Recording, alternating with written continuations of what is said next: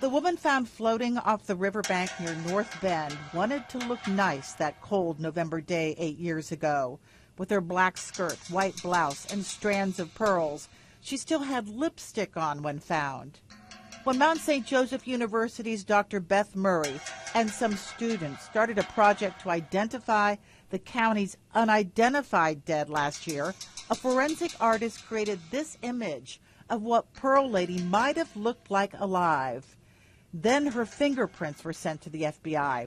We now really know what she looked like alive. Here she is in her Indian Hill home. Her maiden name was Barbara Hess. She was born here in Cincinnati, Ohio. Barbara Rose Hess was born into a prestigious Cincinnati family in 1937.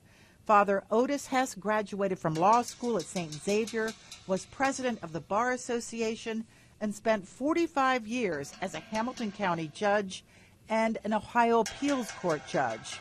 Barbara married James Precht. They lived in this home in Indian Hill.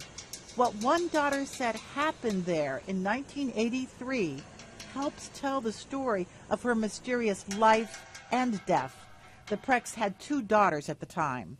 One of them awoke in the middle of the night from arguing, vaguely remembers 2 individuals being in the house, possibly with guns. Men in black, possibly with guns? There were stories James Precht was taking money he was supposed to be investing, but it also sounds like the mob or the feds. The family soon packed up and left for California, settling in Covina, a small city east of L.A., living a vagabond life until Barbara was arrested 3 years later for shoplifting. This is the police department's list of what she took, including Colby cheese, pasta, Pringles, and chocolate chip cookies, food for her family. But now there is a record of Barbara and fingerprints. Shortly after her arrest, the girls were dropped off at an orphanage, and Barbara Hess and husband disappear for decades. This wasn't a mom abandoning her children. This was probably the hardest decision she ever had to make, to give them up for their own safety. That's what it seems like. Are you thinking what I'm wondering about witness protection? When yeah, you disappear absolutely. off In the face fact, of that was one of the first things I said when it seemed like there was no trace of her and that the trail stopped. The trail seemingly stops for 20 years until Barbara Hess is found drowned in the Ohio River. Barbara has relatives in Cincinnati and in other states across the country. They did not want to be part of this story, but some of them did tell police they did not know she was back here in 2006.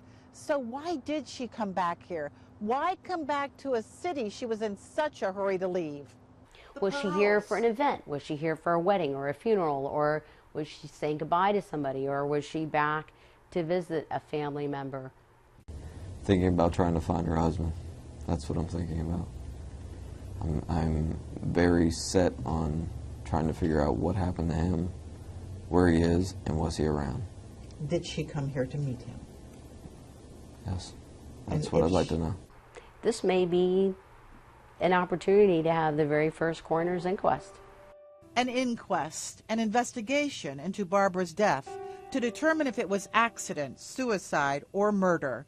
Now her cremated remains will be sent to a daughter on the West Coast, along with her possessions, including those strands of pearls she wore the day she died.